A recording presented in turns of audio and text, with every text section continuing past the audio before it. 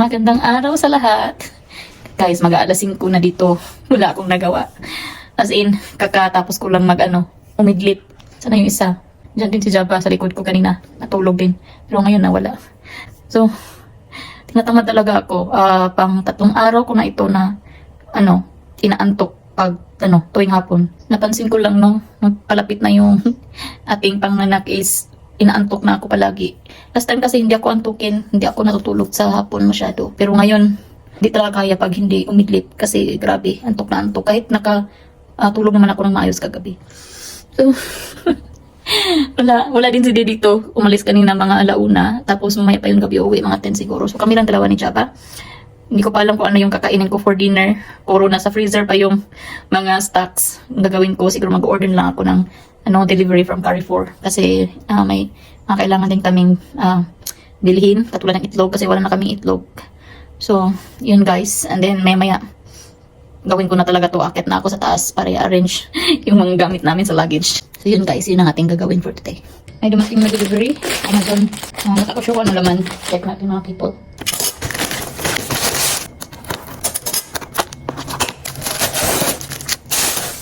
Ay, trophy pala. Hindi ko inakala anong laman. Wala kasi akong pinapowder kay Dee na para sa akin yung pala trophy. And the winner is Jabba. Para siguro yan sa sa racing nila. Hindi ko yun in-expect mga people. Trophy. Come on, let's go upstairs. Akit tayo guys kasi yun nga. I-arrange natin yung ating pinaka-antay na i-arrange. Tagal na yung nakachingga. Say hello. Say hello mga people. Yun, magulo. Magulo talaga. Finally guys, na-comfortable din ako. Nakaupo ako sa mga office chair ko dati. So, mas comfortable ito kaysa ginawa ko kahapon na nakadapa sa my floor. I-arrange lang natin ito saglit. So yung towel ni baby girl at saka extra na blanket or swaddle. Ayan, yung mga damit niya. Kaya mas goods pa na dito ilagay kasi yun nga, isahan lang kaysa itong diaper bag na lalagin.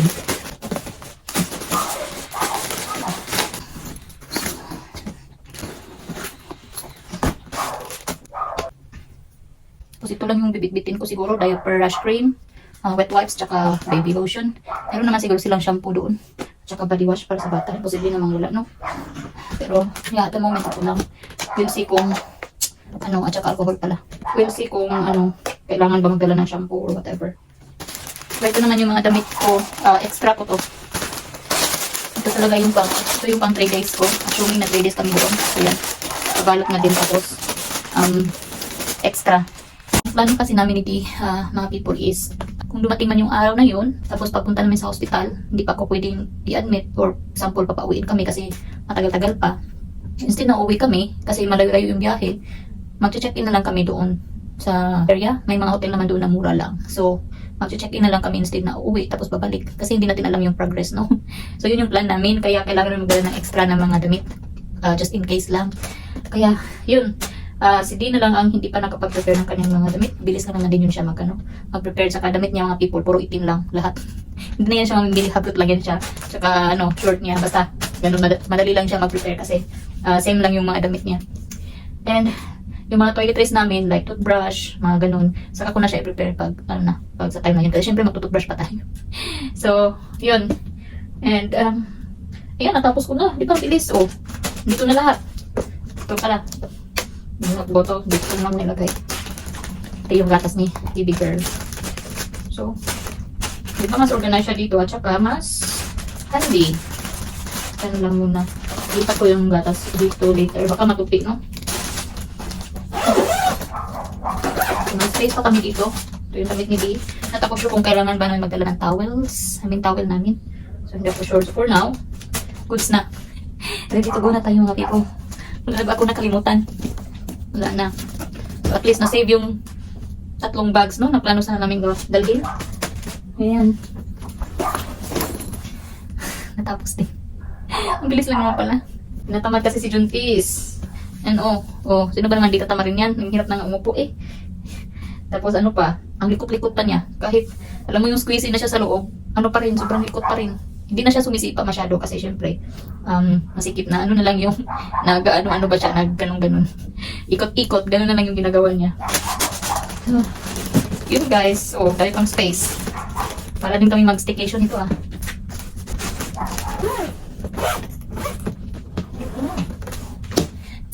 Ito na tayo yung delivery mga people.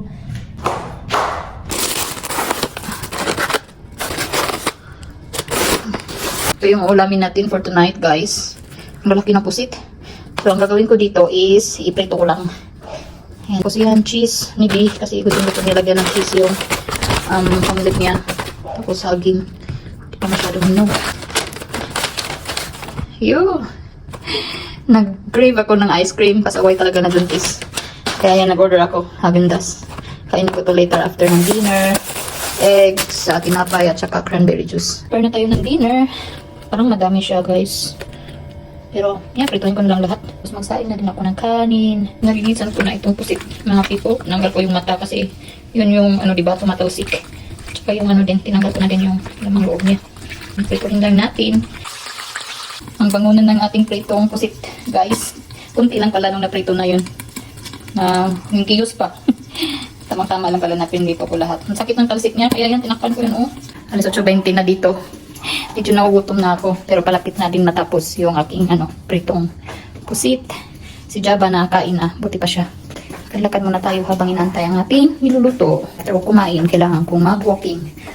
So, ang gagawin natin, since wala si D, kung kayang gawin ang 2 laps sa buong community, gagawin ko yun kasi kanina puro higa lang talaga ako. Guys, wala na talaga to. Kanina talaga as in tamad na tamad ako. Kaya yan ang gagawin natin later. Yan, luto natin prito. Mga people, nakatawa kasi pumuputo. Ang lamok. Ayan, kain tayo mga people.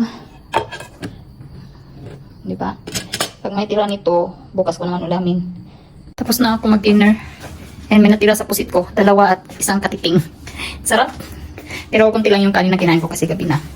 And nag-iisip ako kung kainin ko na ba yung ice cream o hindi pa. Gusto ko pang kumain Kainin ko lang siguro tapos i-walking ko na si Chapa. Charan! Sige, juntis. Yung ice cream. Hindi ko talaga mapigilan mga people. Ayaw ata makabukas. Ito yung struggle pag nag-vlog. Tapos yung isang kamay mo, camera, yung isa naman.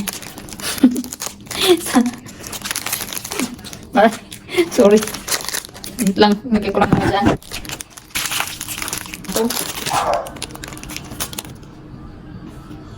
Tingnan nyo guys, may pakapin. Sarap mga people. Kaya pala yung puti na sa baba. Kasi yan nag-blast para siya tapos napunta sa baba. Ngayon ko. Binigay ko pa naman kay Java. Kami lang dalawa ni Java yung naglalakad dito mga people. Yan tahimik. Maganda maglakad pala pag ganitong oras. 9:30 kasi hindi siya masyadong mainit or humid. Kahit walang hangin. Ano ba? Is the weather nice? Walang kataw-taw. Kami lang. Para sa atin to. Nako. Sabihin, oy, huwag kang maglakad-lakad. May wakwak. Where's the airplane? There. Kakabalik lang namin ni Java. Galing mag-walking. And hindi pala kaya pag 2 laps. Muntik na nga mamulikat yung pa ako. Medyo natakot ako kasi wala pa naman katao-tao doon. Tahimik. Di pala kaya mga people pag 2 laps. Isa lang. Di pa dumating si D. 10:10 na ng gabi. Antayin namin ni Java. At hanggang dito na lang aking vlog. Hinihingal ako. As in kakarating lang talaga namin.